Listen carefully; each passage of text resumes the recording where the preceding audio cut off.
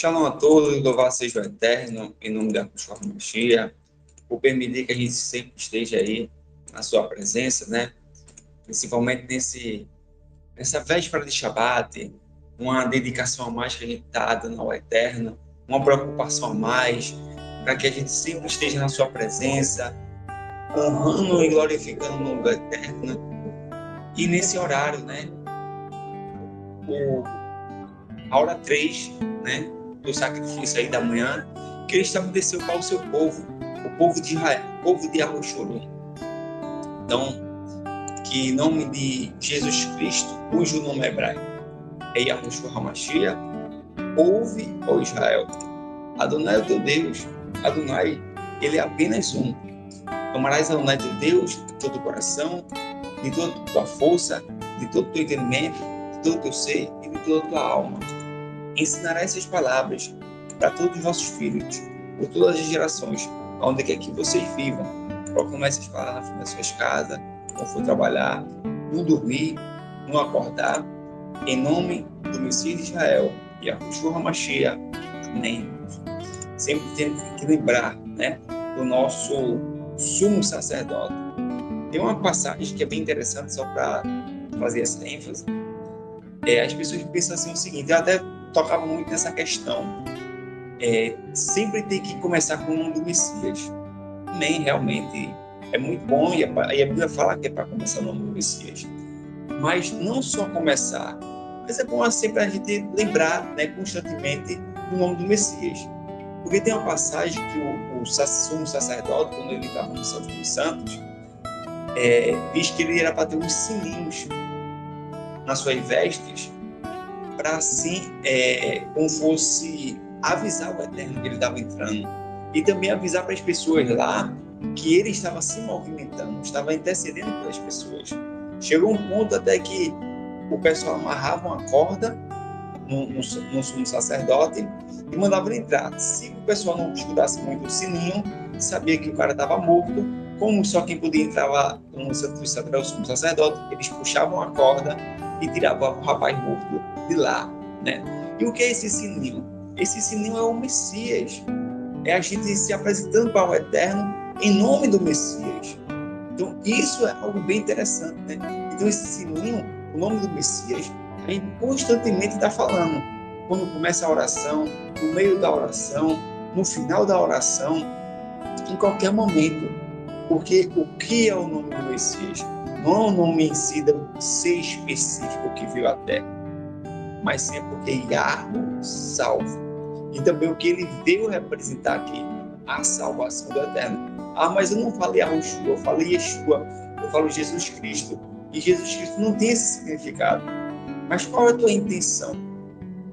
Não é o propósito que ele veio fazer? Então, vale. Então é algo bem interessante. Tocava muito no ponto, batia muito nessa tecla, mas as escrituras vai nos amostrando, vai nos amadurecendo, e é algo bem interessante. Amém? Então, a primeira passagem que eu queria ler com vocês aqui, se o Eterno permitir, em nome de Yeshua, é 1 Crônicas, capítulo 18. Começa o seguinte: e aconteceu depois disso que Davi venceu os filisteus e os subjugou. Tomou das mãos dos filisteus a cidade de Gade e seus povoados e vizinhanças. Em seguida, venceu os moabitas, que se tornaram súditos de Davi, pagando-lhes tributo. Davi também derrotou Hadadeze, rei de Zobá, nos arredores de Hamat, quando Hadadeze tentava obter o controle na região do rio Eufrates. Davi lhe tomou 1.000 carros de guerra, 7.000 cavaleiros e 20.000 soldados de infantaria. Ainda mandou aleijar todos os cavalos que conduzia os carros de guerra, exceto 100 deles, que foram escolhidos e separados. Quando os arameus, que é os sírios, né, de Damasco, vieram socorrer Hadadeze, rei de Zobá, Davi e seu exército mataram 22.000 de seus soldados. Então Davi estabeleceu guarnições militares para governar em Arã de Damasco. E os arameus também se tornaram súditos de Davi e começaram a lhe pagar impostos. E Adonai dava vitória a Davi em todos os lugares onde já fazia suas incursões. Davi ainda trouxe para a cidade de Jerusalém os escudos de ouro usado pelos oficiais de Hadadezer de Tibate, bem como da cidade de Cum, povoados que permaneciam a Hadadezer. O rei Davi trouxe grande quantidade de bronze que Salomão usou para fazer o tanque de bronze, as colunas e vários utensílios, né? Então, o Eterno sempre derramando bênçãos ao rei Davi por conta da sua obediência, né?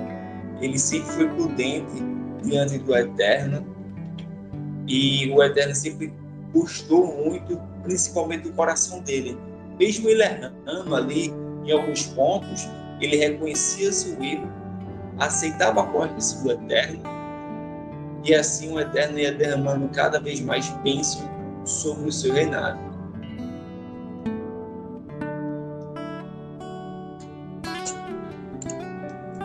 Quando rei, o nome do rapaz é rei de Ramate, soube que Davi havia aniquilado todo o exército de Hadadezer, rei de Zobá, mandou seu filho Hadorão saudar e parabenizar o rei Davi por ter lutado bravamente e vencido o terrível Hadadezer, que sempre atacava o povo de Tou. Assim, Hadorão também enviou a Davi todo o tipo de utensílio de ouro, de prata e de bronze, os quais o rei Davi consagrou a Adonai, juntamente com a prata e o ouro que trouxera de todas as demais nações, dos Edomitas, Moabitas, Amonitas, Filisteus e Amalequitas. Olha que coisa interessante. O rei Davi, ele era muito conhecido por não se apegar a bem material. A grande maioria dos bens, né, do rei Davi, o que ele fazia? Ele dava totalmente ao Pai Celestial. E as pessoas ficavam perguntando, e como é que vai ficar os teus filhos? Como é que vai ficar em si as tuas futuras gerações? E ele falava, olha, se o Eterno me tirou, da onde ele me tirou de fato, e me deu isso tudo por conta da minha obediência, assim também, se meus filhos andarem em prudência, ele vai fazer o mesmo. E foi o que aconteceu. Você vai ver a questão de Salomão em si. Salomão, ele foi o homem, né, mais rico que pisou na terra. Em qualquer outra geração, ninguém foi mais rico que Salomão. E o que ele começou? Claro que ele começou melhor do que Davi, né? A gente tem essa noção. Porém, em si, ele conquistou tudo, principalmente no princípio, por conta da sua obediência, né? A sabedoria do Rio. E essa sabedoria que o Eterno deu a ele, né? Fez ele se enriquecer. E aí foi passando, né? Em tempo em tempo, e o povo de Israel acabou em si sempre tendo um pouco de riqueza, usufruindo principalmente ali, claro, de Salomão. Mas que a gente haja semelhante a Davi, né? Nessa questão aí de riquezas, de posses, nunca se ficar apegado em si, mas se apegar às coisas do Eterno. O Eterno vai sempre derramando bênçãos na nossa vida e a gente sempre vai louvando e glorificando o nome do Pai, verdadeiramente. Amém? Então vamos lá. Abisai, filho de Zeruta, também foi à guerra e derrotou 1000 edomitas no vale do Sal. E em seguida estabeleceu guarnições militares em Edom, sujeitando todos os edomitas a Davi. E Adonai seguia acrescentando vitória a Davi por onde quer que ele ia. Davi reinou sobre todas as nações de Israel. Ele administrava a justiça e a equidade a todo o seu povo e seus súditos. Joabe, filho de Jeruia, era comandante do exército. Josafá, filho de Eliude, era cronista ou arquivista real. Sadoc, filho de Aitube, e Abimeleque, filho de Abiatar, eram sacerdotes. Saúza era escrivão e secretário. Benaia, filho de Joiada, comandava os queretitas e os peletitas, e os filhos do rei Davi eram seus deleitos mais importantes conselheiros do rei. E aqui mostra, algo bem interessante sobre o reinado do rei Davi, sobre também a questão da prudência, Esse Zadok aqui, que significa justo, é algo tão extraordinário que vários outros sacerdotes prudentes também tiveram o mesmo nome, principalmente por conta desse aqui do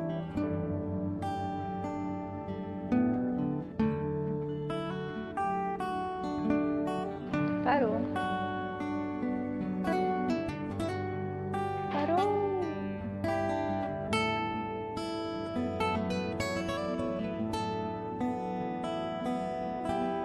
Shalom, tá escutando? Agora sim. Então, Tiago, irmão de Yeshua, tem também esse, como se fosse um título, que não foi dado por ele mesmo, sim pelas pessoas. Tiago, o justo, Tiago, como fosse o Tzadok, E isso é algo bem interessante, que a gente começa a ter um pouco de noção sobre isso aí, porque eu vejo muitas pessoas se colocando no título agora, pegando os nomes do pessoal antigo e não tendo tanta honra como o pessoal teve. É como o próprio pessoal chega para Yeshua e diz: se tu te auto-titula, se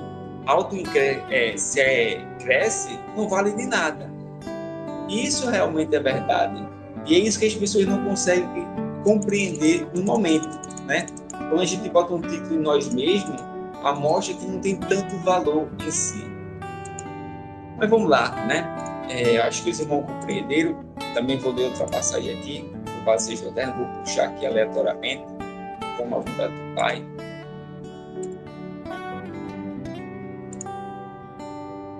Hebreus, capítulo 7.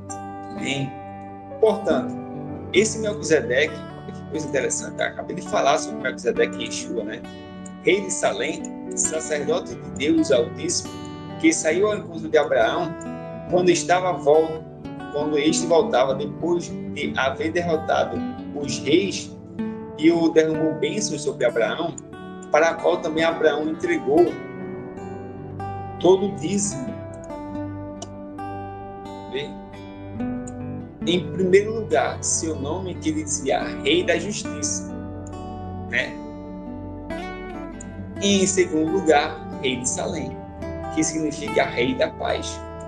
Sem pai, sem mãe, sem origem, nem antepassados, nem princípio de dias, nem fim de vida. No entanto, por esse a semelhança do Filho de Deus, ele permanece sacerdote perpetualmente. Por quê? Porque aqui é um título, A gente sabe que essa questão aqui do Melquisedeque é um título que foi passado, de geração em geração aí. Muitos dizem que começou até com o próprio Adão, E de Adão foi passando e teve ali uma parada, principalmente no cativeiro egípcio, lá com Jacó e seus filhos. E aí veio só ser restaurado, de fato, com o Messias de Israel, né? Yahushua. Por quê? Porque da tribo que ele veio, que é a tribo de Judá, não se falava nada a respeito de ser sacerdote. E aí também já tinha sido profetizado pelo próprio rei Davi, quando ele estava cheio do Espírito Santo, lá no Salmo 110, que o Messias seria um sacerdote para sempre, segundo a ordem de quem? De Melquisedeque. Amém? Então que a gente tem essa noção aí, né? Que as Escrituras sempre mostram para nós como de fato devemos agir diante do Eterno, devemos também compreender em si e o que o Messias faz por nós, né? Como esse sacerdote perfeito diante do Pai Celestial. Considerai, portanto, como era grande esse homem, a quem até mesmo o patriarca Abraão entregou todo o dízimo dos despojos. Ora, os que dentre os filhos de Levi receberam o sacerdote têm o mandamento de recolher, de acordo com a Torá, os dízimos do povo, isto é, dos seus irmãos. Ainda que tenham todos esses descendido de Abraão, contudo, este homem, que não pertence à genealogia de Levi, recebeu o dízimo de Abraão e derramou bênção sobre Abraão, aquele que tinha as promessas. Então, ele era maior do que Abraão. Aqui vai falar sobre essa questão, né? É evidente que não pode haver qualquer dúvida de que o inferior é abençoado pelo superior. Então, mostra mesmo Abraão ali, né? Sendo o amigo do Eterno, as bênçãos sendo derramadas por Abraão, algo extraordinário sobre Abraão, mostra que esse Melquisedeque era ainda maior do que o próprio Abraão. O livro de Jazar fala realmente que esse Melquisedeque, né, é algo que eu não consigo compreender, porque o próprio autor de Hebreus fala sobre ele não ter nem pai nem mãe ou algo do tipo. Por isso que eu acredito que seja só uma questão do título, né, que ele está falando. Porque no livro lá de Jazar fala que esse realmente que derramou bênçãos sobre a vida de Abraão é Sem, o filho de Noé, né? Sem foi o Melquisedeque. Ele era muito respeitado ali por todos, todos temiam a ele verdadeiramente. Ele ensinou a Abraão, de fato, como servir ao Eterno, guardando os mandamentos. É um livro que eu recomendo muito que as pessoas venham a ler, porque traz muito da história que a própria Escritura às vezes acaba deixando, entre aspas, a desejar. Por que a desejar? Porque a Torá não era só constituída por Gênesis a Deuteronômio. Tinha outros livros em si, que a própria Torá em si era colocado, como de Enoque, como de Jubileu, como de Jazar, e vários outros que a gente consegue, às vezes, irmão, nem imaginar, né? Então, que a gente consiga ter essa noção e tentar também restaurar, né, essas coisas que o Eterno está colocando à nossa disposição. Vamos lá. No primeiro caso, são homens mortais que recebem o dízimo. No outro caso, entretanto, é aquele de quem se testifica que vive. E por assim dizer, pode-se entender que Levi, que recebe o dízimo, entregou-os por meio de Abraão. Pois quando Melquisedeque se encontrou com Abraão, Levi ainda não havia sido gerado por seu pai. Assim, sendo assim, se houve uma maneira de alcançar a perfeição por intermédio do sacerdote levítico, considerando que durante sua vigência a lei foi entregue ao povo, por qual razão havia ainda necessidade de se levantar outro sacerdote, conforme a ordem de Melquisedeque e não de Arão? Por que isso? Pois, mudando o sacerdócio, obrigatoriamente ocorre também uma mudança da lei. Portanto, aquele sobre quem se fala porque aquele sobre quem se fazem estas afirmações pertencia a outra tribo, a qual ninguém jamais havia servido diante do altar, que é o quê? Que é a tribo de Judá, né? Portanto, é bem sábio que o nosso Senhor descende da tribo de Judá, tribo de qual Moisés nada fala quanto a sacerdócio.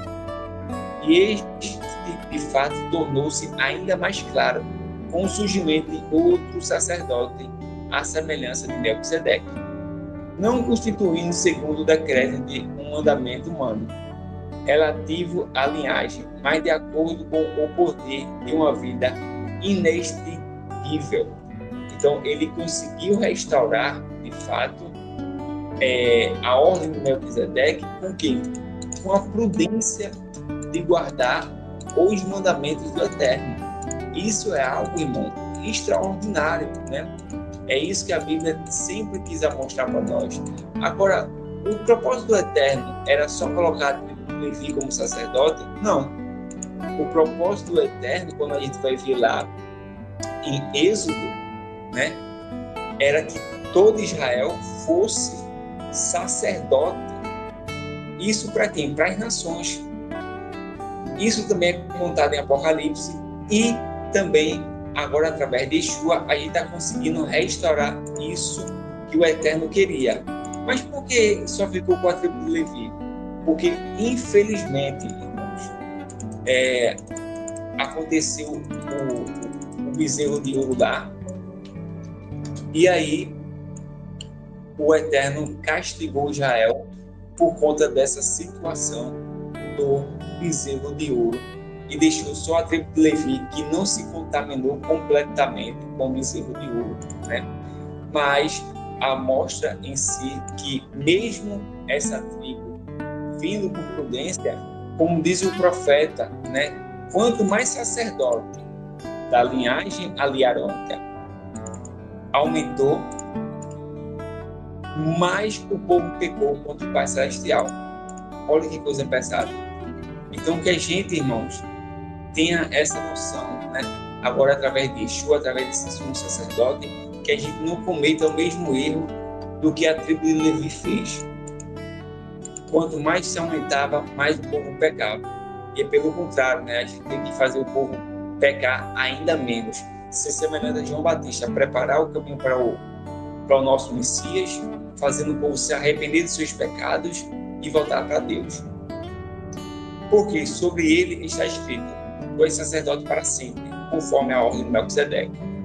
Assim, o mandamento anterior é anulado por causa de sua fragilidade e inutilidade, pois a lei jamais conseguiu aperfeiçoar nada, sendo, portanto, estabelecida uma esperança muito superior, por meio da qual temos pleno acesso a Deus.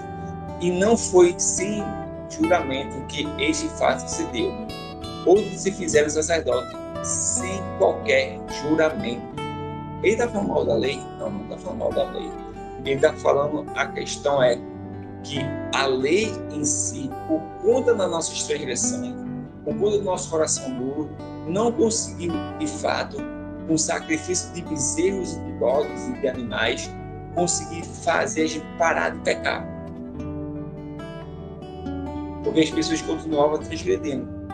Mas agora, através de Yeshua, tem uma mudança aí. O Espírito Santo, que era limitado para algumas pessoas, está sendo derramado para todo mundo, e a gente consegue, de fato, estar com prudência diante do Pai Celestial, né? Tentando parar de vez de pecar. Com toda pessoa que constituinte continua transgredindo a lei, é como João diz: nem ouviu, nem tampouco conheceu. Porque volta ainda a estar na mesma pegada do que os nossos antepassados. E aí o autor de Hebreus diz, né? A gente tem que aprender com nossos antepassados, com o erro deles, e não praticar o que eles fizeram. No entanto, ele se tornou sacerdote como juramento, no momento em que Deus declarou: ó Adonai, jurou e não se arrependerá, tu és sacerdote para sempre. Salmo 110. Jesus transformou-se, por essa razão, na garantia de uma aliança superior. Por isso, aqueles sacerdotes têm surgido em maior número, pois são impedidos pela morte de continuar o ministério. Contudo, considerando que vive para sempre, Jesus tem um sacerdote perene. Concluindo, ele é poderoso para salvar e definitivamente aqueles que, por intermédio dele, achegam-se a Deus, pois vive sempre na interceder por eles.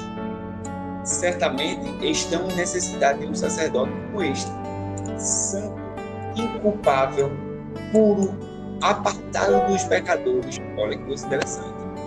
É exaltado acima dos céus, diferentemente dos outros sumos sacerdotes. Ele não precisa oferecer sacrifício dia após dia, que oferece primeiro por seus próprios pecados, porque ele não pecou, né? E somente depois de ver os pecados do povo. Então ele está totalmente dedicado a nós, Yeshua. Ele não precisa fazer nada por ele, porque ele não pecou diante do Eterno. Porque no momento em que ofereceu a si mesmo, realizou esse sacrifício de uma vez por todas. Portanto, a Torá designa sumos sacerdotes a homens que têm fraquezas, mas o juramento que veio depois da lei da Torá estabelece por toda a eternidade o Filho, que foi aperfeiçoado. Amém? E aí, eu tenho que cumprir a lei ou não? A lei é ruim? Como é que fica essa questão da lei? E por aí vai. A lei nunca foi ruim e nunca foi abolida. O próprio Abraão, que ele diz aqui que a lei foi dada por sacerdote levítico, né? Não foi isso. Diz lá em Gênesis 26, versículo 5, que Abraão cumpria a Torá do Eterno. Então, se Abraão cumpria a Torá do Eterno, como que a lei veio com Moisés? A plenitude, né, dela ser otorgada realmente veio com Moisés, mas já tinha em si a Torá estabelecida para a própria humanidade. Quando a gente vai ver nos apóstolos, entre aspas, considerados apóstolos, explica muito bem sobre essa questão da lei, né? E que a gente aí tenha essa total consciência para que a gente não venha a falar besteira, né? E aí, em si, fazer o evangelho ser difamado, como alguns aí fazem. Então é isso, irmãos. Vim aqui com vocês Hebreus 7. Se mais algum irmão aí quiser fazer alguma leitura, fazer alguma oração, pode ficar à vontade. Eu vou ter que ir em viagem para sair um pouco aqui, para adiantar uma coisa para o Shabat. E espero aí que o Eterno derrame muitas bênçãos para vocês. Shalom, shalom. Amém, meu irmão. Gratidão. Errado. Que eu leia alguma coisa?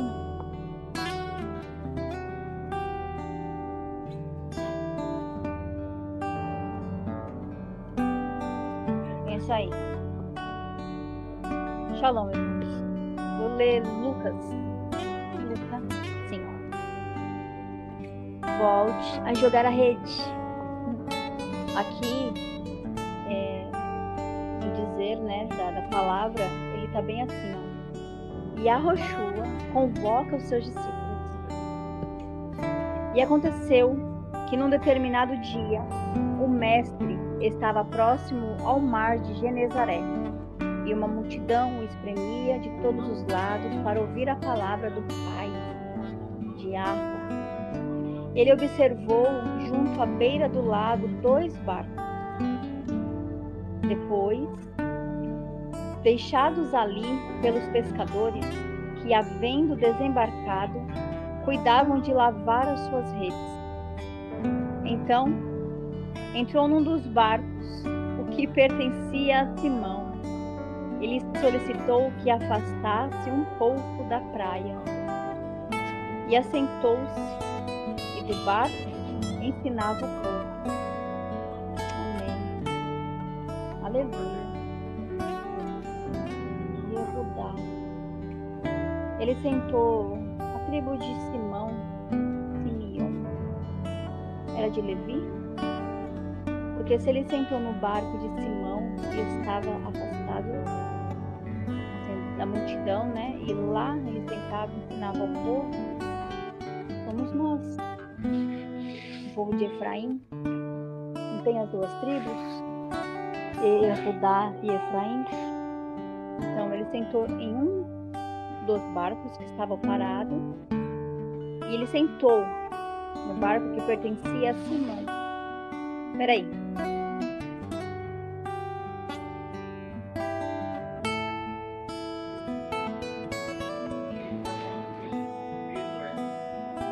É que Jesus sentou no barco, estavam os dois barcos parados na...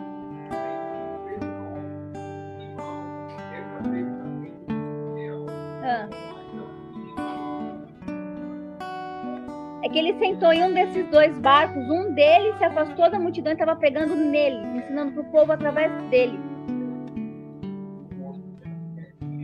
Ah, então é da tribo de Simeão. Tá bom. E lhe solicitou que afastasse um pouco da praia e assentou-se no barco e ensinava o povo. Assim, é que o Orlin estava falando que não tem comprovação, não dá para dizer, como eu comentei agora, só foi um pensamento alto, mas que pode ser de Simeão, né, da tribo mesmo. Mas amém. Os irmãos entenderam. Ao que lhe replicou Simão: Mestre, tendo trabalhado durante a noite toda, não pegamos nada. Todavia, confiando em tua palavra, lançarei as redes. Amém. Deixa eu ver uma coisa.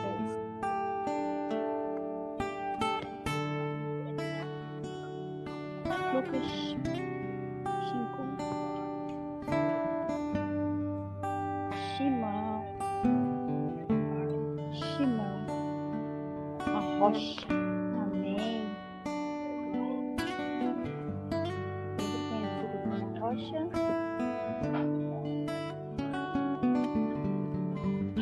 Assim, procederam e pegaram enorme quantidade.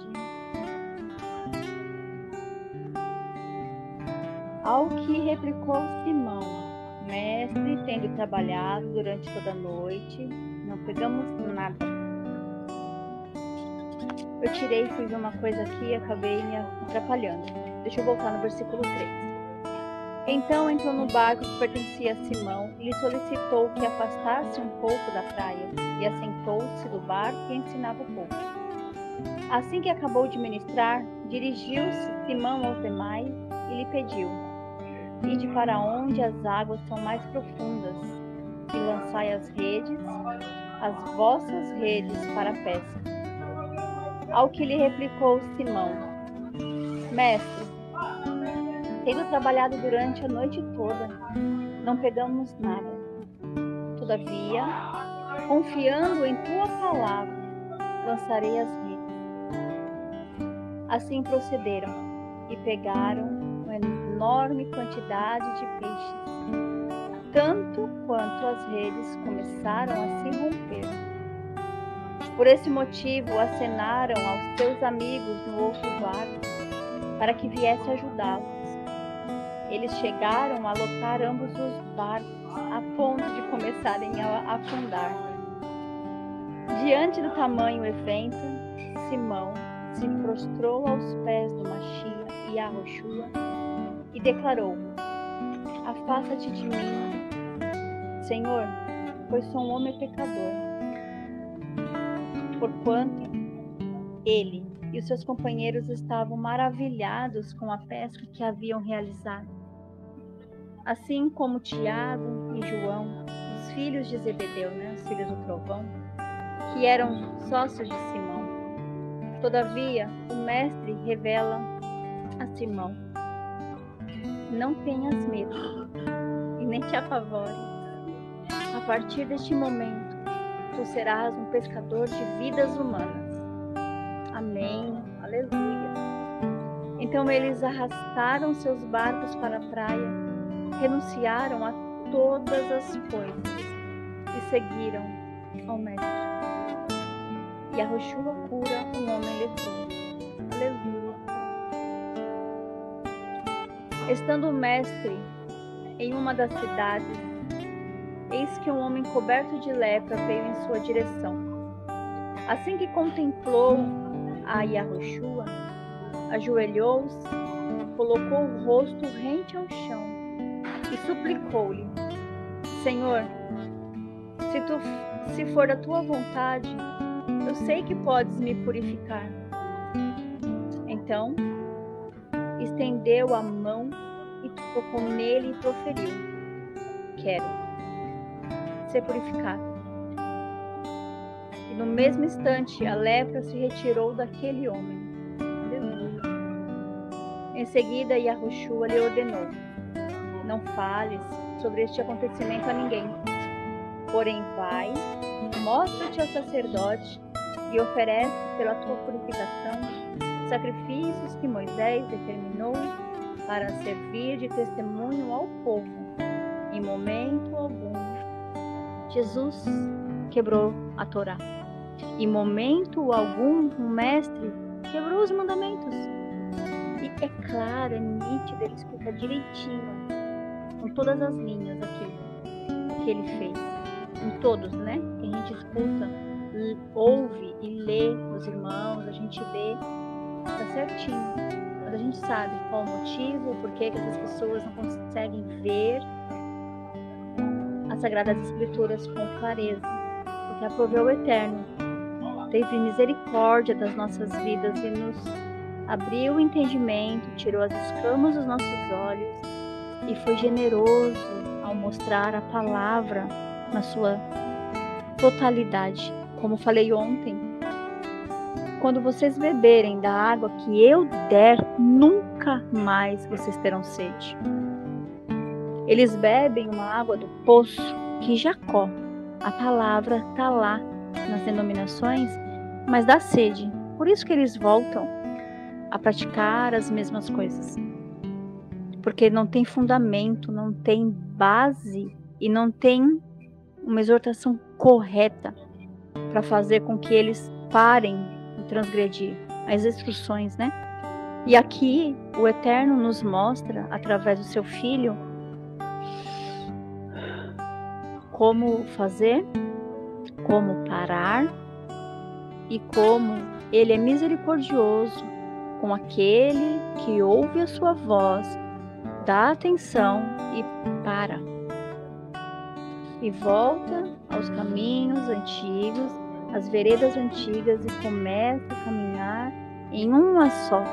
Não olha para a direita, nem para a esquerda, não olha para trás e nem contempla muito pela frente, mas fica no momento aqui, olhando as Escrituras, meditando nela dia e noite e olhando para o alvo, sabendo que o nosso destino está nas mãos do Todo-Poderoso, através do seu Filho amado, Yahushua, Hamashiach. Amém?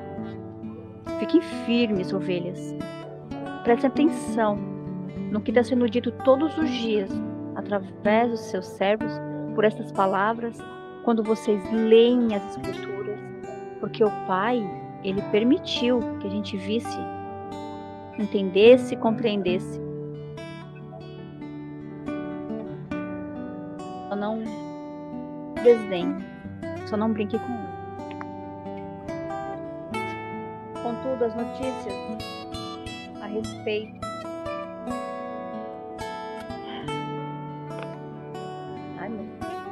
de Jesus se espalhava ainda mais, de maneira que a multidão convergia para ouvi-lo e para serem curadas de suas enfermidades. Através das nossas vidas, quando a gente não tem honra dentro de casa, com os nossos familiares, eles não conseguem enxergar o que o Eterno tem feito. Eles conseguem pôr defeito. Mas os de fora têm essa visão.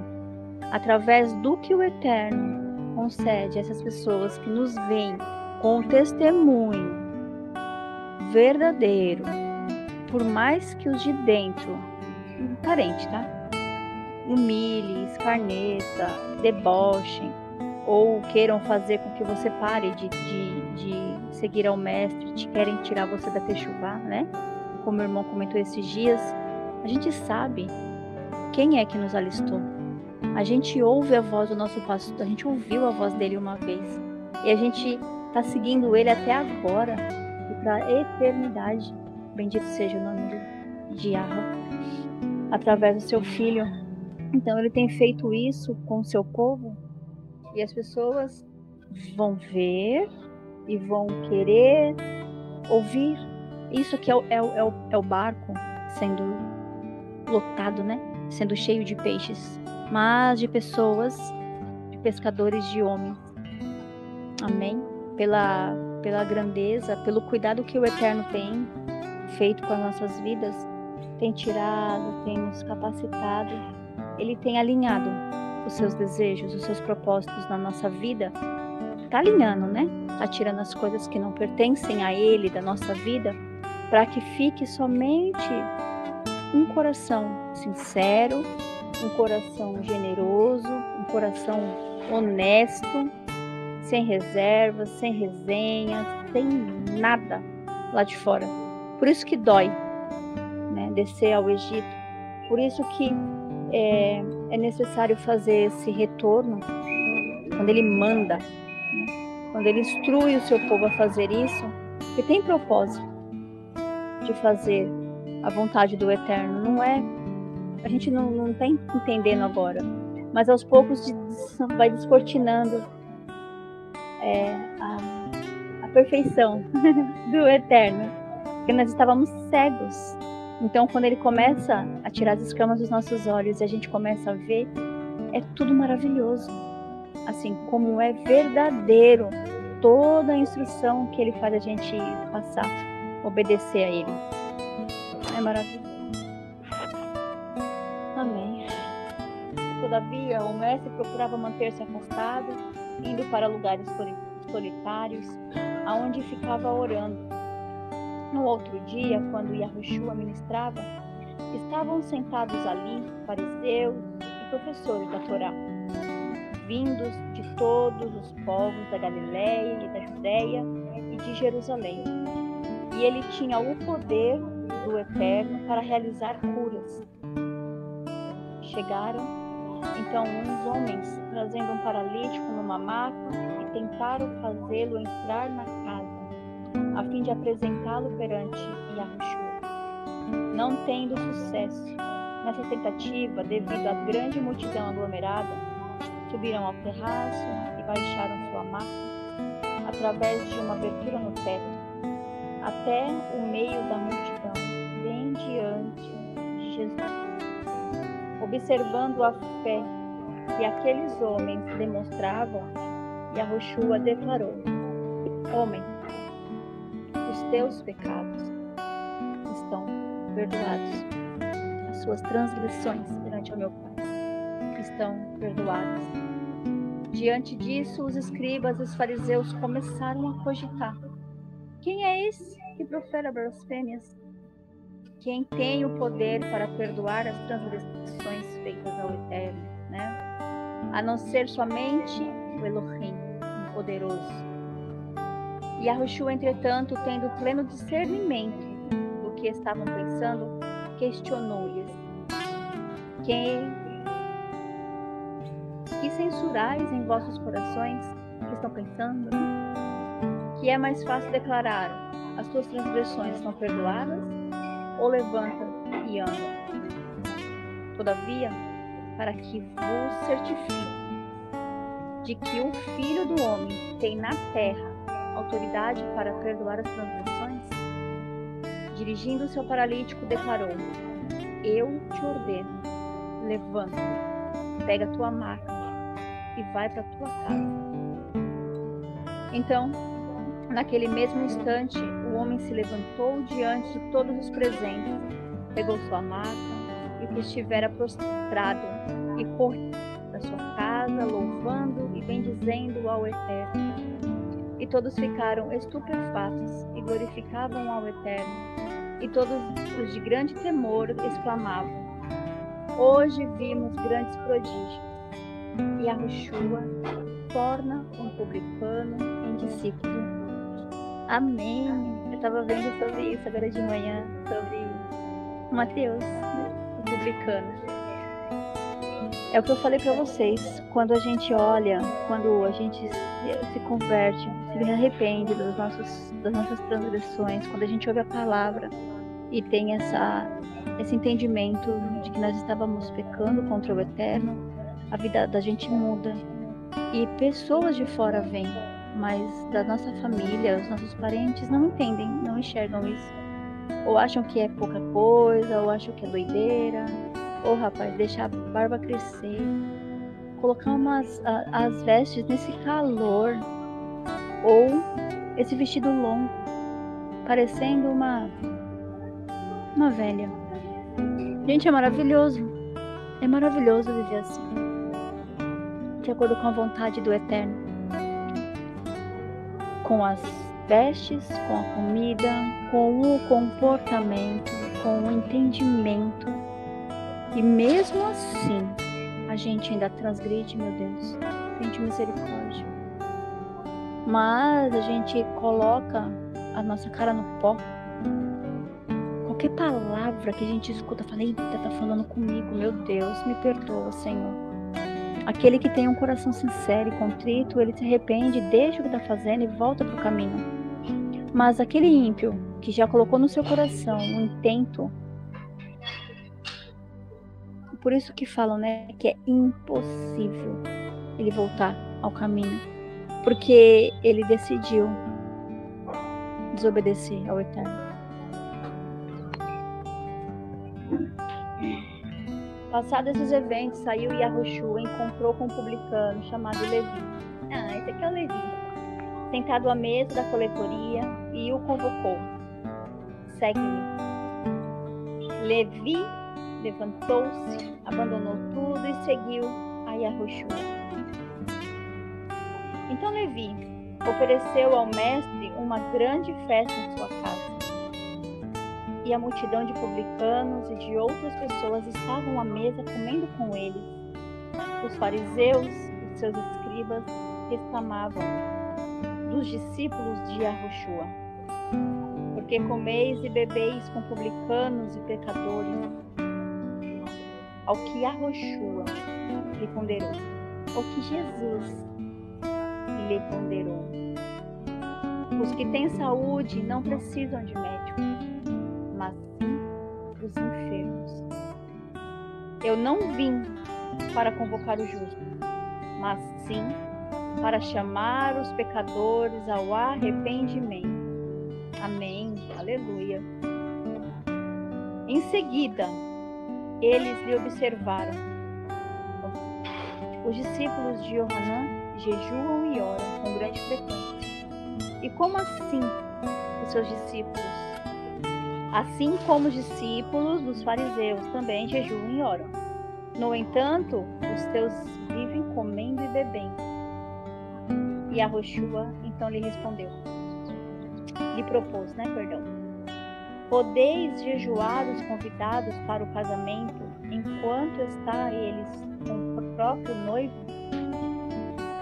Contudo, dias virão em que lhes será tirado o noivo, e naqueles dias verdadeiramente jejuarão. É a nossa vida. Nós jejuamos todos os dias, com palavras, com pensamentos, nas nossas atitudes, com os alimentos. Quando eu estava na denominação, eu sei que falavam para a gente jejuar, que é para tirar um alimento, para se santificar, né? Determinado tempo do dia, ou tira um almoço, ou tira uma janta, ou tira uma refeição, né? Uma coisa que te custe. Sem a gente saber, a gente está fazendo isso hoje. Por isso que dói tanto, porque agora eu falei uma frase que é verdade, né? Tire uma refeição daquilo que te custa. Tire algo que te custe para fazer a vontade do Eterno. E aí jejuarão. Verdadeiramente jejuarão para se santificarem. Aleluia. Glória ao Eterno por isso. E lhes acrescentou essa parábola para pensar. Ninguém tira um remendo de roupa nova e costura sobre uma roupa velha. Se o fizer, certamente estragará a roupa nova. E, além disso, o remendo novo jamais se ajustará à roupa velha. Da mesma maneira, não há alguém que coloque vinho novo em recipiente de couro velho, no odre, né? Ora, se o fizer, o vinho novo, ao fermentar, arrebentar-se-á o recipiente, e se derramará e danificará o recipiente aonde fora colocado. Ao contrário, o vinho novo deve ser posto em um recipiente de couro novo, pois pessoa alguma, depois de beber o vinho velho, prefere o novo. Portanto, porquanto se diz, o vinho velho é bom e suficiente. Amém. Louvado seja Yahweh. Então que nessas botijas seja derramado o vinho velho, que é bom e suficiente. Aguentem firmes, soldados. Aguentem firmes. Porque o Pai convocou, nos alistou. E quem sair dessa vida, vá glorificando ao Eterno. Eu vou ler. Me deu vontade. Meu Deus. Peraí. A frase que nós precisamos ter no nosso coração. 2 Timóteo 4:7. Combati o bom combate, acabei a carreira e guardei a emuná. Desde agora, a coroa da justiça me está guardada, a qual o Senhor, o justo juiz, me dará naquele dia, e não somente a mim, mas também a todos que obedecerem e que amarem a sua vinda. Procure vir ter comigo depressa. 2 Timóteo 4, irmãos, versículo 7. A melhor parte é quando ele chama a gente, que a gente fecha os nossos olhinhos e vai em Shalom com o Pai. Não tenham medo não. Que aprove o Eterno fazer isso, nos moer, para sair o melhor extrato, né? O óleo, o azeite. Aguentem firmes, tá bom? Tenham todos um excelente dia, na presença do Eterno, em nome de Yahushua Hamashiach. Shalom, irmãos. Bom início, né? Bom preparativos aí, um bom preparativo do Shabbat. Shalom, shalom. Se tiver alguém, como eu perguntei para o irmão Rafael. Grace, pode ler o Salmo 110 e o 111? Coloquei aí. Shalom, Doratá.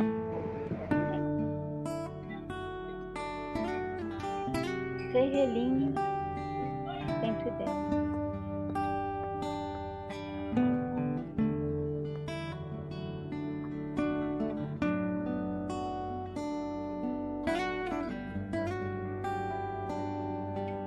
O Salmo de Davi. Assim declarou o Senhor ao meu Senhor: assenta-te à minha direita e aguarda, enquanto os teus inimigos passam, um objeto de descanso para os teus pés. Amém. O Senhor estenderá de Sião o poder do teu cetro, domina no meio dos teus inimigos.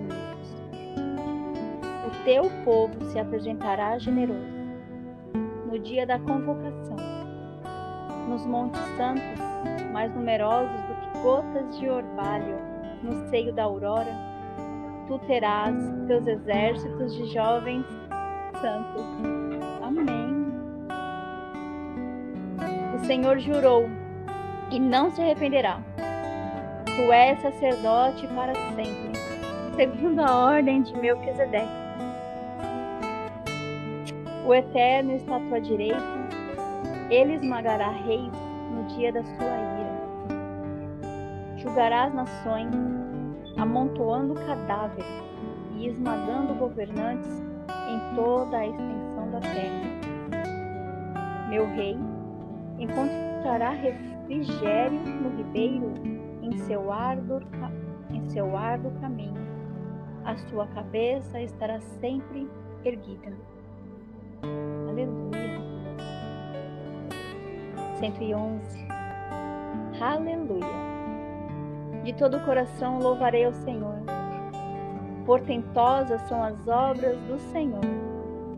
Os seus feitos, os feitos do Eterno são magníficos e majestosos. Ele fez memoráveis as suas maravilhas. Provê o sustento dos que o temem. Amém. Revelou ao seu povo suas obras grandiosas. As realizações das suas mãos são verdadeiras e justas. São firmes para todo sempre. E ele trouxe redenção ao seu povo. O temor do Senhor é o princípio da sabedoria. Amém. Bendito seja o nome do Senhor. Nação de Israel, Yahushua, povo santo, sacerdócio eleito, nação santa, e o jovem, exército jovem, Kadosh. Amém. Maravilhosa, Pai. Bendito seja o teu nome. Shalom, meus irmãos.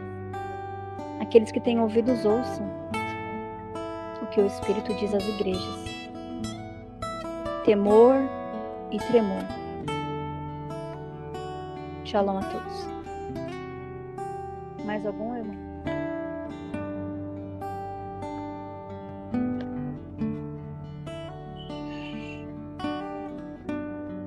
Amém. Alguém puder finalizar? Ou... Ah, não, a Arlindo está ocupada ali.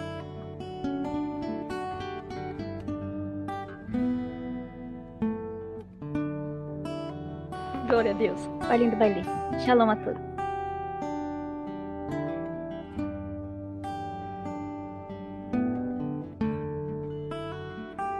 Amém.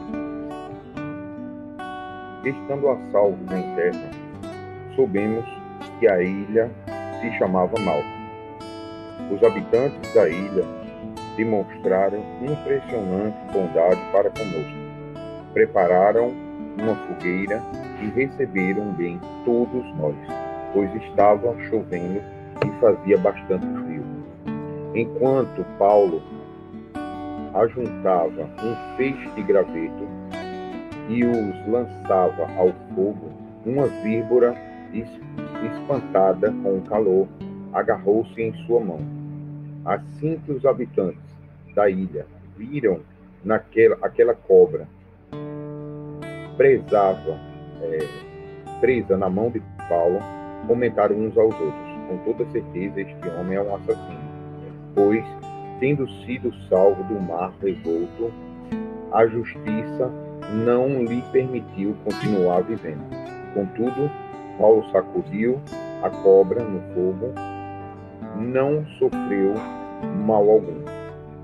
Eles, porém, acreditavam que Paulo começasse a inchar ou que caísse morto em um momento para o outro, mas, havendo esperado por muito tempo e observando que nada de anormal lhe acontecia, mudaram de opinião e passaram a exclamar que era um Elohim, ou um Deus. Nos arredores daquele lugar havia uma grande propriedade que pertencia a Plúbio, o principal da ilha. Ele nos convidou a ficar em uma casa por 3 dias. Generosamente nos recebeu e nos hospedou. Todavia, o seu pai estava muito enfermo, acamado e sofrendo febre e disenteria. Paulo, então, foi-lhe fazer... Ô, Grace, esse motoqueiro aí é para aqui. Chama ele aí.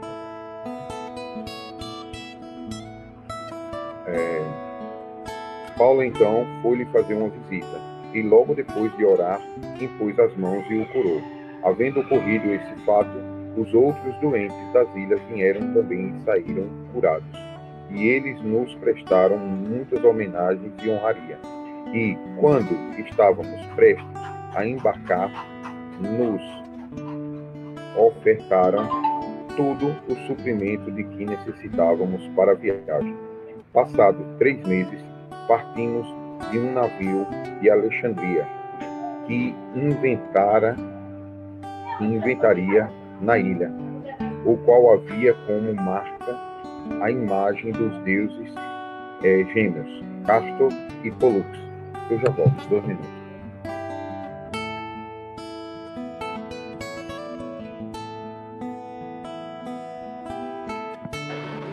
Já vem, irmãos. 2 minutinhos.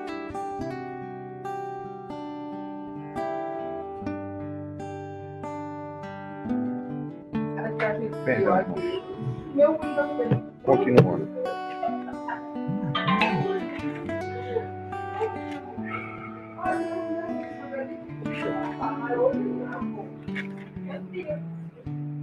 Aqui. Passados 3 meses, partimos de navio de Alexandria e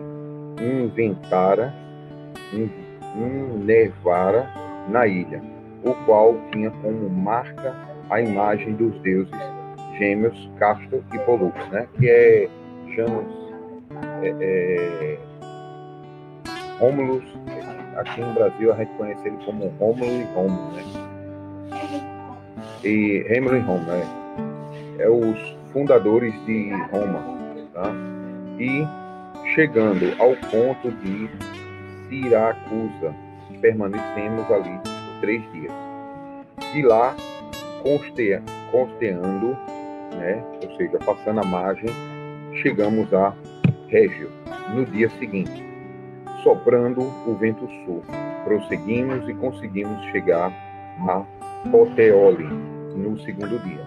Ali encontramos alguns irmãos e fomos convidados a ficar lá 7 dias. Pois disso partimos para Roma. Os irmãos naquela região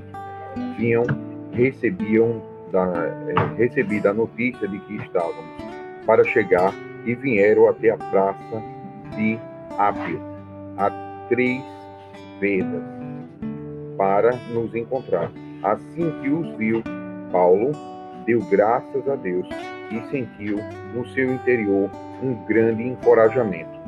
Quando chegamos a Roma, Paulo recebeu permissão para morar por conta própria, porém, sob a vigilância de guarda e um soldado.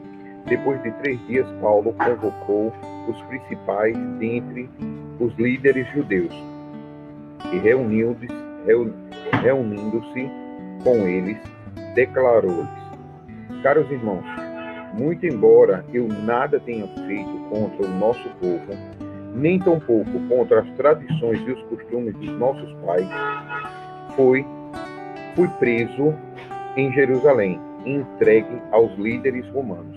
Né? Olha que interessante. Ele diz que não fez nada contra o costume do povo de Deus, né, que é a Torá do Eterno, nem contra a tradição, né, dos anciões. Né? Olha que interessante, nenhum nem outro. No entanto, o povo judeu entregou ele aos romanos, ou seja, o governo da época, né? Ali a liderança governamental do poder que regia o mundo naquele período.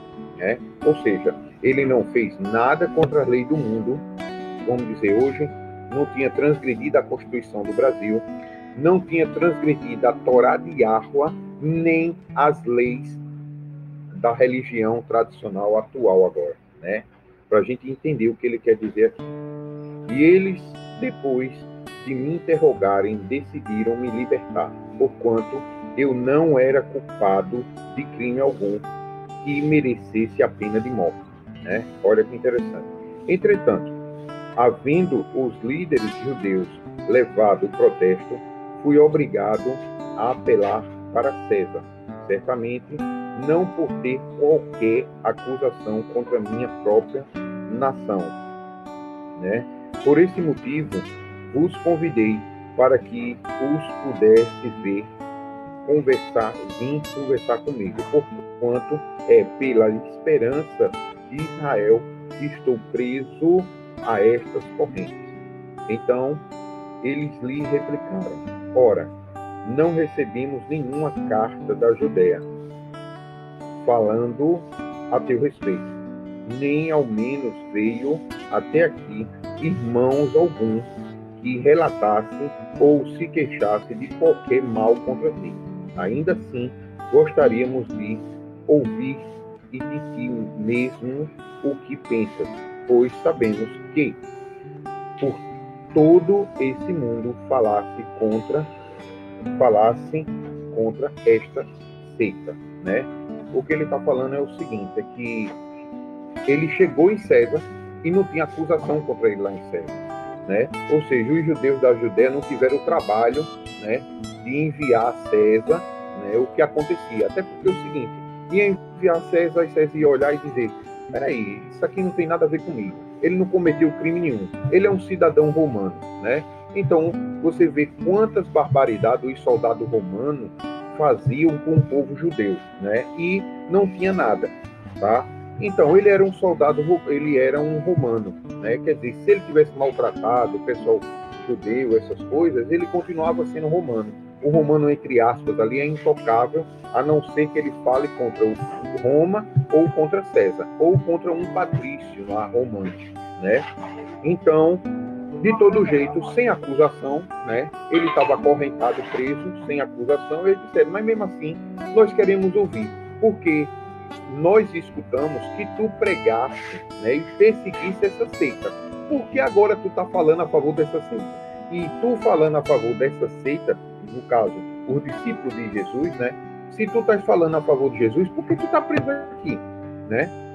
Ou seja, primeiro tu perseguisse para destruir a seita, e agora tu te tornaste um da seita e estás aqui preso por conta disso, né? Nós queremos ouvir essa história. E tendo eles marcado um dia, um grupo ainda maior de interessados foi à reunião com Paulo, em sua casa. Então, desde o início da manhã até o final da tarde, Paulo lhe deu todas as explicações e lhe testemunhou vividamente sobre o reino de Deus, buscando convertê-los a respeito de Jesus, embasando seus argumentos nas leis de Moisés e nos profetas. Então você vê que ele está pegando os argumentos, né, aonde? Torá e profeta. Porque se não tiver na Torá e no profeta, Yeshua não é o Mashiach, né? Então, para ele convencer os judeus, é feito hoje. Como é que se convence um ortodoxo de que Yeshua é o Mashiach? Dizendo que ele ensinou a quebrar Shabat, que o fardo de Jesus é mais leve, ou seja, ensinando a ele que tem que desobedecer a Yahweh para seguir o Messias? Não, né? Porque a própria Torá diz, né, que é um falso profeta, né? Um falso profeta não é aquele que vê o futuro, faz milagre, coisas extraordinárias. O falso profeta é quando ele tenta fazer você se desviar do Deus de Israel, desobedecendo os mandamentos. Se a gente for pregar um Jesus que ensina a quebrar Shabat, que pode comer carne de porco, eles vão olhar claramente como anticristo, como falso profeta, né? Então, essa é a grande questão. Por isso que vem um termo nos profetas lá: o meu povo blasfema contra o meu nome por causa de vocês, não é por causa de mim, né? Ou seja, o próprio Yeshua, ele obedece os mandamentos de Deus. O problema não é ele, o problema é como nós estamos enxergando ele por causa de doutrinas religiosas. E aí nós estamos vendendo um Messias que não é o Messias de Israel, né? Quando de fato ele é. O problema é a nossa venda, o problema é a apresentação que nós estamos fazendo, por causa de entendimento errado das Escrituras, com influências de doutrinas de homens, ok? E isso é muito interessante nesse ponto aqui, ok? O mais importante da gente ver nesse ponto é que Paulo convencia os judeus que estavam em Roma, né, ali, e o povo de Roma, de que Jesus, sim, era o Messias. E como é que ele fazia isso? Com argumentos na lei de Moisés e nos profetas. Sem a lei de Moisés e os profetas, não tem como provar que Yeshua é o Mashiach. Não tem como. E ao mesmo tempo, se a lei de Moisés e os profetas prova que Yeshua é o Mashiach, também prova que o Jesus, né, que Roma criou, o personagem, não a pessoa física, tá? O personagem fictício da religião, não personagem histórico, tá? O personagem histórico obedecia em tudo a Deus e ensinava a obedecer. O personagem fictício, histórico, né, ali, o histórico não, o personagem história com que Roma criou, ele não ensina a obedecer Moisés e os profetas, ok? 24. Ao final, alguns foram convencidos pelo fato que demonstrara, todavia, outros preferiram não crer, né? Ou seja, é algo muito novo para se acreditar. Um estava lá, eu não vi, né? São Tomé. E os judeus são muito como Tomé, né? A gente acha que Tomé é uma coisa específica, cristão. Não. Por quê? Porque os judeus são muito concretos. Eles querem ver, tocar ou fazer, né? É feito, muitas vezes os cristãos dizem, pelas suas obras você não vai. Bem, para um judeu, você obedecer mandamento fisicamente e espiritualmente é algo que você pode tocar o Deus de Israel. Você é o mais próximo que você pode ver e tocar o Deus de Israel, né? Você não pode ter imagem. Quando você não tem imagem e obedece isso, você está próximo de Deus. Você pode até tocar, palpar, né? É mais ou menos como a escuridão lá das pragas, né? A escuridão era tão densa, que podia se tocar nela. Você sentia ela, de tão densa que era, tá? Então, os judeus são muito concretos, tipo, Jesus quebrou o Shabat, quebrou, então ele não é o Messias. Pronto. Os judeus são muito concretos. Tem uns que creram, conseguiram compreender os argumentos de Paulo, e tem outros que acharam muito inovador, não estavam lá, não viram e diz, por prudência, né? Se ele for o Messias, amém. Se não for, amém. Eu tenho que fazer minha parte. É o quê? Obedecer a Deus. Então, eu vou continuar o quê? Obedecendo a Deus. Se ele for o Messias, né? Ele vai salvar aqueles que obedecem, né? Se ele não for, tá? Eu estou fazendo o que Deus manda. Então, é mais ou menos isso. São muito concretos, tá? Ou seja, prudência, né? E aí, muitos com excesso de prudência negam a verdade, ok? Mas eu acredito que eles não saíam blasfemando o Messias, não, né? Como muitos fazem hoje, né? Muitos, entre aspas, judeus ortodoxos, eles dizem que guardam os mandamentos, que eu vejo muitas vezes eles... É o sujo falando do mal lavado, né? O cristão falando do judeu, o judeu falando do cristão, de não cumprir os mandamentos, né? E eles vão dizer, o melhor deles lá, estão cumprindo o mandamento, mas estão blasfemando contra Yeshua. Aí é grave. Mas se eles cumrirem o mandamento, olha, Yeshua não sei se é, não sei se não é, eu não estou preocupado com isso, eu vou continuar obedecendo a Deus. E aí já é outra visão, tá? Eu acredito que é mais ou menos isso aqui do versículo 24. Então, começaram a discordar entre si mesmos e foram embora. Logo após Paulo ter feito esta aclamação final, bem que o Espírito Santo começou aos vossos, bem que o Espírito Santo comunicou aos vossos pais por intermédio do profeta Isaías. Vai a este povo e diz: ouvindo ouvireis e de maneira alguma entendereis, e vendo vereis, mas de maneira alguma percebereis, porque o coração deste povo se tornou insensível e com os ouvidos ouviram, porém sem dar atenção fecharam os olhos para que não vejam com os olhos, nem ouçam com os ouvidos, nem se convertam e eu os cure, né? E, no caso, é o Eterno falando através de Isaías. Ou seja, uma techuvá, né? Se converter, você ouvir, ter humildade de ouvir, ir lá checar nas Escrituras, buscar o entendimento para compreender e se arrepender, né? E aí o Eterno vai restaurar, curar as nossas vidas. Sendo assim, quero que estejais perfeitamente cientes de que esta salvação de Deus está sendo enviada aos gentios e eles a ouvirão. Então, logo depois de lhes administrar dessa forma, os judeus se retiraram debatendo calorosamente entre si sobre o que ouviram, né? Então, é uma discussão calorosa, tá? Não é algo sair dando murro no outro e fazendo isso, não. Hoje acontece muito, né? Por 2 anos completos, Paulo permaneceu na casa que havia alugado e recebia todos quanto o procuravam. Pregava incansavelmente o reino de Deus e ensinava a respeito do Senhor Jesus Cristo com toda liberdade, sem o mínimo impedimento, né? Aqui termina Atos capítulo 28, tá? É o finalzinho. Foi a palavra do Eterno que veio hoje a gente, né? Glorificado seja, né? Ontem eu estava aqui, estava até o irmão Jeremias aqui também, Carol, veio um rapaz aqui oferecer um produto, né, para a empresa. E aí eu comecei a explicar a ele sobre, eu conversando sobre a empresa e negócio, né? Ele querendo vender o produto dele, que inclusive eu até comprei. Ele viu o City, né? Primeiro ele viu, depois foi que eu prestei atenção, eu estava até mangando com eu e Jeremias, eu ri só. Porque ele olhou para mim, viu a barbona, viu eu todo de preto, que nesse dia eu estava todo de preto, né? E o City azul. Aí ele disse, você é judeu? Aí eu, não. Aí ele olhou para mim de novo, como falou de outras coisas, olhou para mim e disse, mas rapaz, você é judeu? Eu disse, não sou judeu.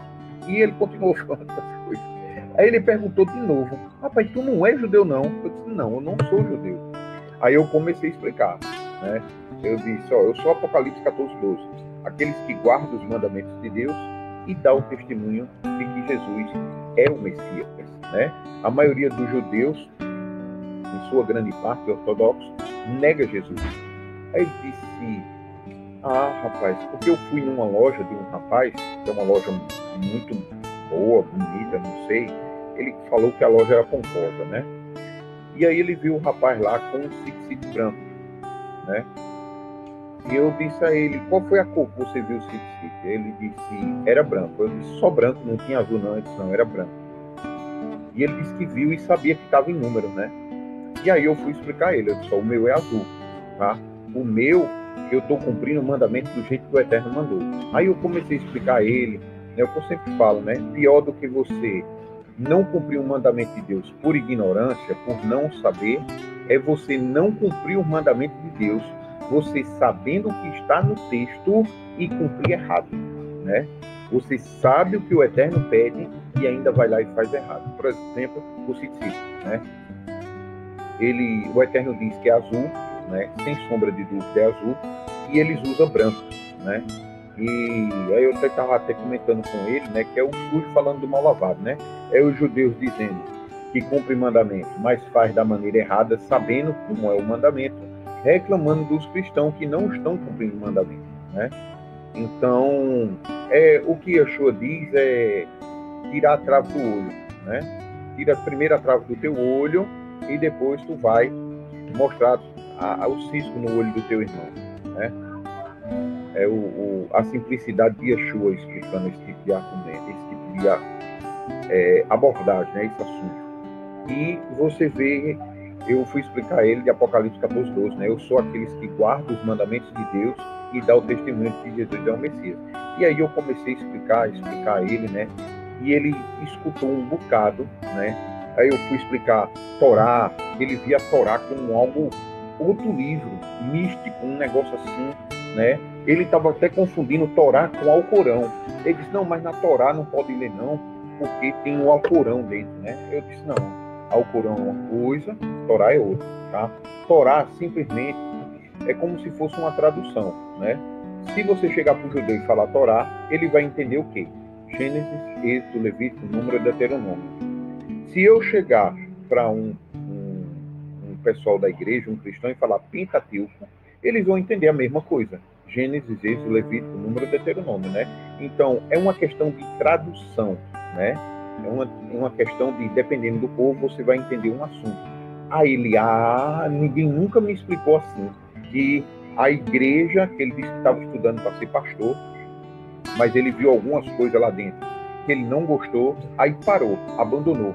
Não me disse o que era. Eu também consigo imaginar muita coisa lá dentro, né? Então, eu fui explicar a ele, expliquei o que é Taná, o que é Torá, isso, aquilo, expliquei Yeshua, expliquei o papel de Yeshua. Ele disse, não, mas aí o Pai, Filho e Espírito Santo. Eu fui explicar a ele que não era Pai, Filho e Espírito Santo, usando o Shema, mostrando a ele que se a gente retirasse a doutrina, muitas pessoas tinham um entendimento correto do que é Deus. Expliquei o que é errado. Eu sei que no final ele atendeu e disse, olha, depois eu quero vir aqui, né, para ouvir mais. Vamos marcar um dia para a gente conversar? Eu disse, oxe, pode vir, ó, sexta-feira mesmo é Shabat, a gente só conversa da palavra de Deus, o dia todinho, né? E você vai chegar aqui, vai estar fechado, mas bata na porta que ela, né?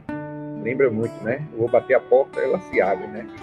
E eu explicando isso a ele, né? E eu entendo isso de Paulo aqui, né? Paulo alugou uma casa, estava lá no meio, e tentando mostrar a Torá, os profetas, que Yeshua era o Mashiach, né? Uns conseguiam compreender o que estava sendo dito e outros não, né? E eu achei interessante foi que ele disse assim, ele querendo vender o produto, né?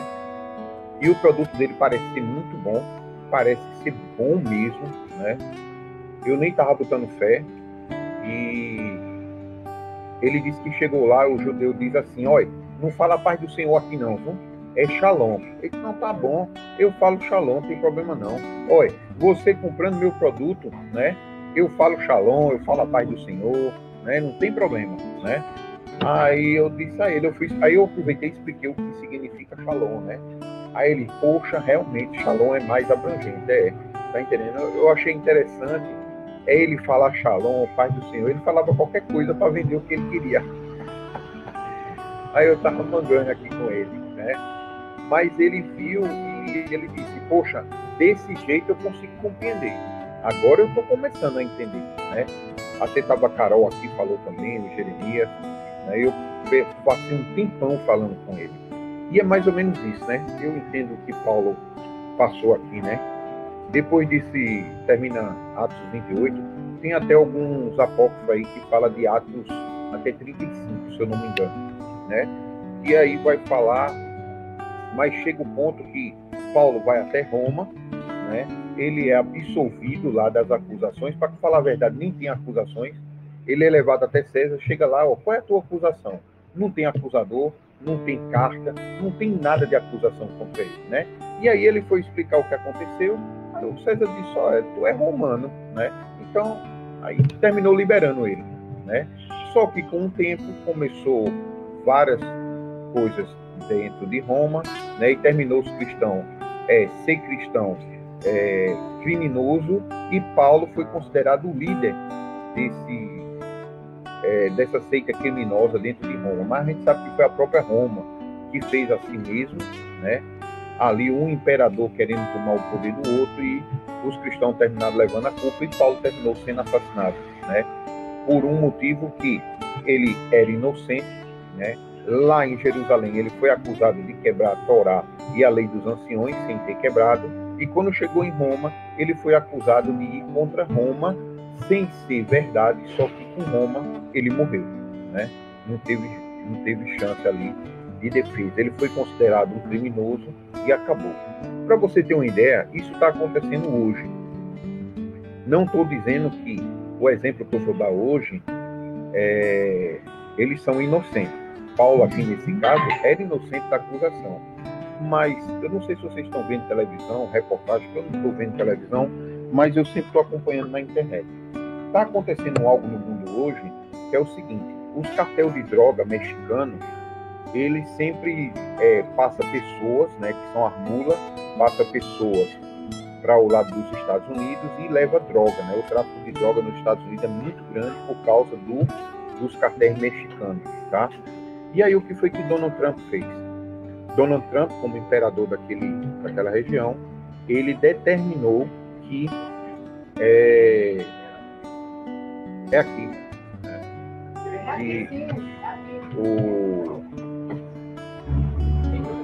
Que o cartel mexicano de droga é um terrorista americano. Ele considerou o cartel de droga um terrorista americano em outro país. E agora ele tem autoridade para entrar no país e combater esse cartel. Entende? Então você vê que o imperador... Ô, Carol!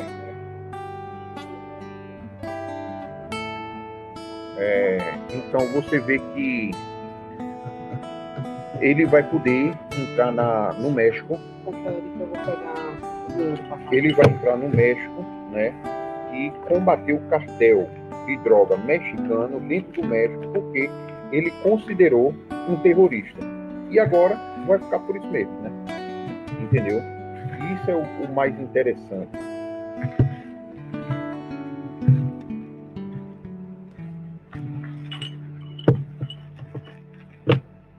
Isso é o mais interessante, né? É mais ou menos o que aconteceu lá com Paulo, né? Roma, quando se viu acuada, se viu ali sendo atacada, por exemplo, né? Entre aspas, na cabeça do imperador, os cristãos, né? Os cristãos eram que estavam fazendo aquilo, mas na verdade era o quê? Roma estava perseguindo os cristãos, né? E fazendo o povo de Deus sofrer. E aí, a ira de Deus recaiu sobre Roma. Em muitas formas, né?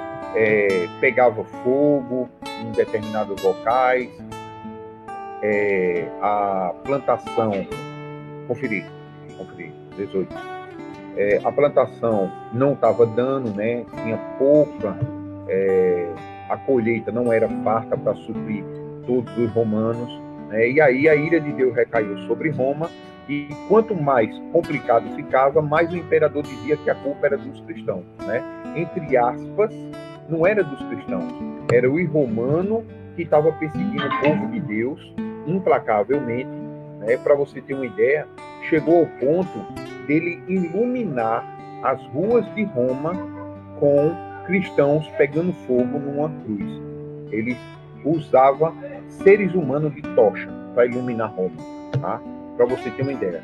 E aí a ira de Deus recaiu sobre Roma, que ali destruiu aquela estrutura que Roma tinha, né? Roma teve que se adaptar, ela teve que evoluir, ela teve que se transformar no que ela é hoje, né? Roma domina o mundo hoje do mesmo jeito, só que ela fica ali com o poder religioso e através das sociedades secretas ela controla todos os governos do mundo, né? Ninguém considera aquele país lá Vaticano, mas através dos jesuítas e muita coisa eles governam a nossa vida aqui. O preço do cafezinho é controlado lá, tá? De uma forma ou de outra tem influência deles lá, ok? Então é mais ou menos isso daí, tá? Eu até entendo, eu tentei aqui traduzir o que acontecia com Paulo e o povo naquela época com o que está acontecendo hoje, tá? Eu não estou dizendo que o cartel de droga mexicano é inocente, tá? Mas você vê que uma pessoa que está no topo, se ela aponta para você e diz, esse aqui é o inimigo do Estado, ela pode ser inocente ou não, ela é inimiga do Estado.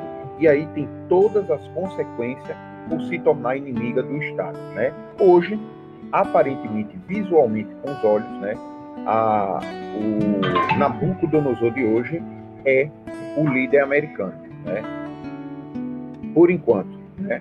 Tudo indica aí a tendência, e muitos especulam que vai ser a China, depois vai ser a Rússia, a gente não sabe, ok? A questão é só trazer um pouquinho do nosso cotidiano histórico para entender algo que se passou no passado, ok? Eu li aqui Atos 28, tá? A palavra do Eterno. Eu não sei para quem é essa palavra, mas ela o Eterno nos deu ela hoje, ok? Que ela faça o propósito dela para tocar o coração de cada um de nós naquilo que nós precisamos ser tocado pelo Espírito do Eterno, tá? Shalom, shalom, que o Eterno derrame bênção em nome de Yahushua HaMashiach. Se tiver mais alguém que queira falar alguma coisa, amém. Se não, derrame bênção e nos guarde, que ele resplandeça a face dele sobre todo Yahushurum, que ele tenha misericórdia e compaixão, que ele resplandeça a face dele diante de todos nós, e Yahushua HaMashiach, a Torá viva, e nos traga a Shalom. Shalom, irmãos. O Espírito Santo, ele veio me dizer que o noivo vem buscar a sua igreja. Eu vi quando o céu se abriu, quando o céu se abriu, eu vi a fala de Deus. Eu vi Jesus dizer, minha igreja orou comigo na terra, orar comigo no céu. Não tem estrada longa que eu não passe, não tem estrada longa que eu não passe. Tem Jesus na minha frente, Jesus quer me batizar. Não tem estrada longa que eu não passe, não tem estrada longa que eu não passe. Tem Jesus na minha frente, Jesus quer me salvar. Eu ia pelo um caminho, encontrei um homem, fiquei olhando aquele homem que era, mas veio na minha mente, é Jesus que está ali, é Jesus que está ali, é Jesus que está ali, é Jesus que está ali, porque Jesus, ele é poderoso. O Espírito Santo, ele veio me dizer que o noivo vem buscar a sua igreja. Eu vi quando o céu se abriu, quando o céu se abriu, eu vi a fala de Deus. Eu vi Jesus dizer, minha igreja orou comigo na terra e agora vai orar comigo no céu. Não tem estrada longa que eu não passe, não tem estrada longa que eu não passe. Tem Jesus na minha frente, Jesus quer me batizar. Não tem estrada longa que eu não passe, não tem estrada longa que eu não passe. Tem Jesus na minha frente, Jesus quer me salvar. Eu ia pelo caminho deserto, encontrei um homem, fiquei olhando aquele homem que era, mas veio na minha mente, é Jesus que está ali, é Jesus que está ali, é Jesus que está ali, é Jesus que está ali, porque Jesus, ele é poderoso. Glória a Jesus, glória a Deus, glória ao Espírito Santo de Deus. Meu Senhor Jesus Cristo, meu Pai. Glória a Jesus, glória a Jesus. A paz do Senhor para todos, no nome de Jesus Cristo.